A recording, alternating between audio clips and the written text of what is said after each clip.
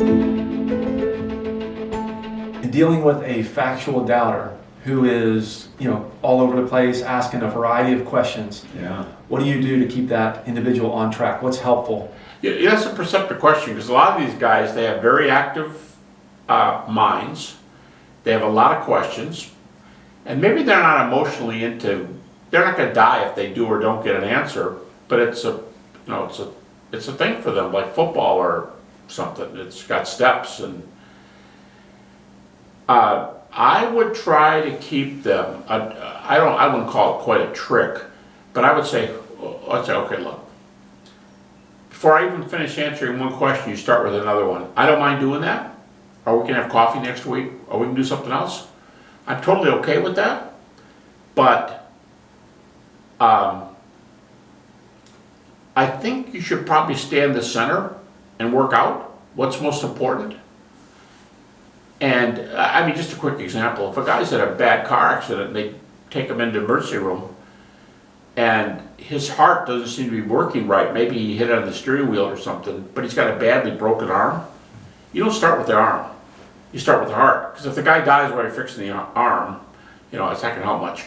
I would say concentrate your question on the deity, death, resurrection of Jesus, and branch out from the center. What we often call the fundamentals, or the gospel fundamentals, and work yourself out.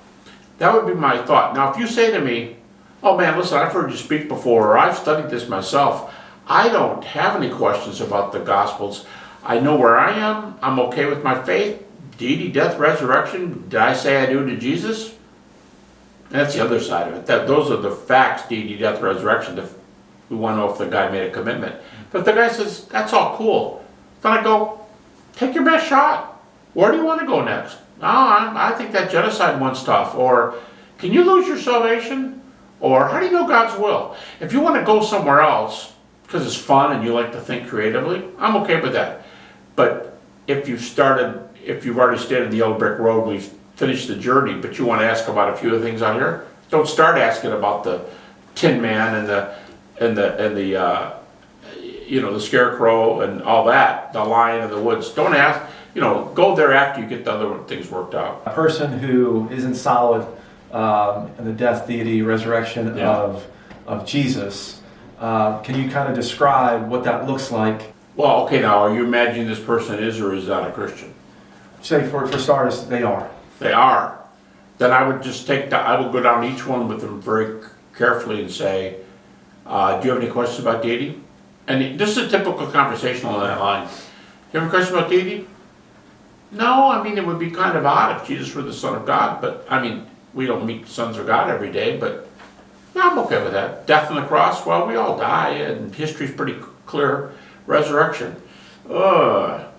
Yeah, I've got that once in a while, but I think I'm pretty well. Let me ask you one question. Now you're on resurrection. That's cool.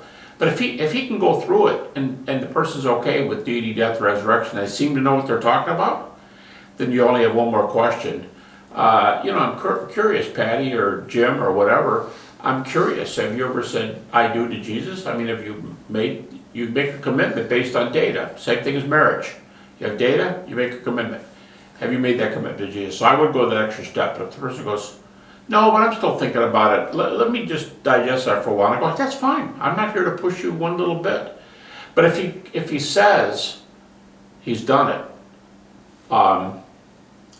I'd say, then fire away. What are the factual questions you have? Okay. So for the non-believer, who, someone that doesn't follow Jesus, hasn't trusted Jesus in any shape or form, you talk to them about the gospel fundamentals. Yeah. Can you describe some encounters you've had with individuals in that space? Yeah. And oftentimes I'll bring a heady objection. It's a factual objection. So if I'm going deity, I heard Jesus didn't claim that for himself. Oh, you want to talk about a few? Yeah.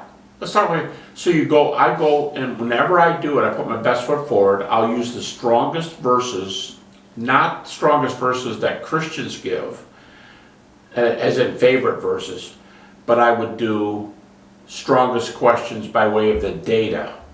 How do you know Jesus claimed to be the Son of God? How do you know Jesus claimed to be the Son of Man?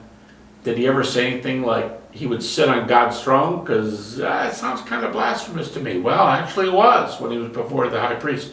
So I'll try to steer their conversation to those. Maybe they've talked to a friend, and maybe somebody says Jesus didn't die on the cross. I don't think there's a lot of questions there. But they usually slow down a resurrection, if they're not solid. Okay, and then so someone comes to agree with the gospel, just from your encounters with people that have these questions, does it often go to secondary questions from there, or are people generally... Yeah, they often move on, but sometimes they just forget. If they have a little ADD, or they go, this generation, they'll just cut right in and go, is that where the authorship of Matthew comes in? Or, but wouldn't the genocide verses upset this? No, not at all. And you have to explain why it doesn't upset the apple cart. They will often try to get you off topic. I don't mean it purposely, but their mind's just rambling. All right, so get people on the yellow brick road, and that tends to be very helpful. Of deity, death, resurrection, and the cognate question, what have you done with Jesus? So you said I do.